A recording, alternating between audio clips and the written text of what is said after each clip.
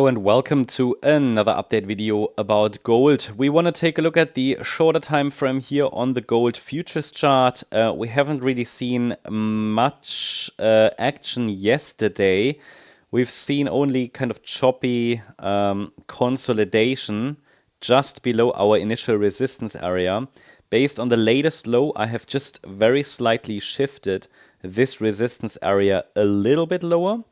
Because it's always measured based on the length of the decline from the last significant top, which in this case could be either green wave 1 as part of a bullish scenario or white wave B as part of the bearish case or short-term bearish. I'm not bearish on gold, don't get me wrong. I don't recommend anybody shorting gold, even though you can do that with a well-defined 1-2 setup to the downside if you're interested. But please note that the gold chart is still in a large uptrend, yeah? That's unchanged. So we're still looking for higher overall, but we are exploring the potential for pullbacks along the way, as these could provide entry points. But as I said many times, I would not short gold or silver unless there's a really clear setup with clearly defined parameters. I don't think we're there yet. So what we have seen here is in this overall move on the gold chart, the move down from the April high. I mean, at the time I highlighted to you, we're likely starting a correction, right? I mean, I can't remember if it was the top or after a little bit of a pullback, but that was the view. We're likely starting a correction. And then the correction unfolded for a month or 3 or 4 weeks, and I still see this as part of the correction. This is part of the B wave of the correction. A wave down, B wave up. It might have topped. Especially as long as the last swing high is holding, that's the idea, and especially as long as resistance holding as well, $3,455. And we could start that, you could say, C wave to the downside soon in this, let's say, in this overall correction, which I'm labeling a wave 4. $3,092 is the 100% extension, so that's an ideal target for a C wave. So I'm just waiting to see if there is some kind of a signal that we're starting a larger pullback. But I will also present you with a bullish case. Now, not my preferred scenario, but it can happen. You know, we could see further upside extensions. But for now, because this here can be seen as a corrective rally in wave B, I'm watching for lower, or rather, I'm watching for more evidence. Because what have we seen so far? A very small, choppy pullback. Can be seen as maybe wave 1 to the downside. And I mentioned to you already yesterday, I think, that we might start the wave 2 bounce. That hasn't really happened yet. So I'm waiting to see these 5 waves complete as part of wave 1.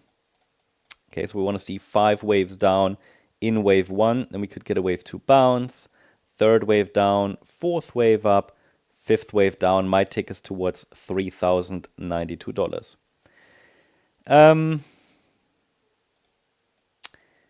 So again, without a 5-wave move down, I don't really have evidence that we've topped. At the moment, I'm just observing this. There's a resistance area between $3,418 and $3,455.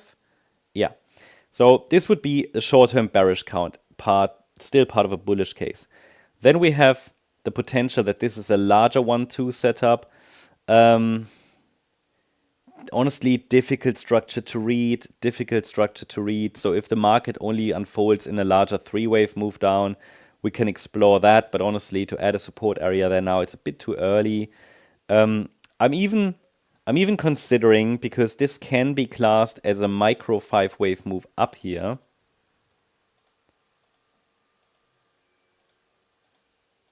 Yeah, that this might be 5 waves up, 3 waves down. So we can say that might be also alternative 1, alternative 2.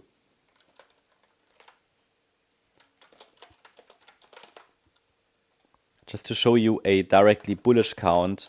So you can watch for support if you like to. Again, it's the alternative, but it's a valid count. I'm looking at charts, several times each day here, the individual charts. I'm reviewing them, and then when I spot something, I want to highlight it. What you do with it depends on your trading plan, your portfolio, your risk tolerance. But I can tell you there is a case, hold on, just didn't want to. There is a case for a directly bullish count, which is not preferred, but needs to be considered. So I could see this as an additional 1-2 setup. Not very clean, okay. So there is a support area, and this is one that needs to be broken as well to the downside to rule out that count. So 3,347. Basically, I want to see how the price reacts to resistance to be able to distinguish between yellow and white. I can tell you above 3,455, yellow becomes more likely. If we see an impulsive rally now, then we could start a third of a third wave, which should take us above 3,500, yeah, overall. So I just want to share this with you. This is a count that comes up because this is a 5 up. Hold on. 5 up, 3 down. Again, this is not clearly 5 up, which is why it's questionable. But sometimes the microstructures aren't super clean. And for a directly bullish count, you have a support area here. Any break below 3,347, likely downside pressure increasing. Yeah. And for now, I'm watching the white count. I don't see this as a confident bullish setup, but it's there for those who want to use it. So you have initial support defined here between 3,393 and 3,347, and you have initial resistance as well.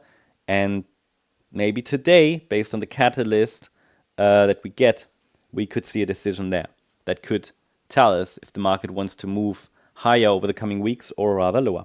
So key spot. That's the update on gold. I hope you liked the update. If you did, please hit the like button, leave a comment and subscribe. And if you are interested in additional updates on gold, silver, but also the NASDAQ, the S&P 500, certain stocks like PayPal, Tesla, check out our stocks membership. You can find the link in the description. Thanks so much. Bye-bye.